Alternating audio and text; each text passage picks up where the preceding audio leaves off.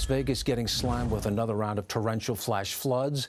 Video shows cars driving through bumper-high floodwaters near the Strip overnight. Yesterday's flooding came just 2 weeks after hotels and casinos were drenched. The flooding also knocked out power to more than 17,000 people. Hello, I'm Mark Brown. Get more great ABC7 content by clicking the subscribe button for our YouTube channel.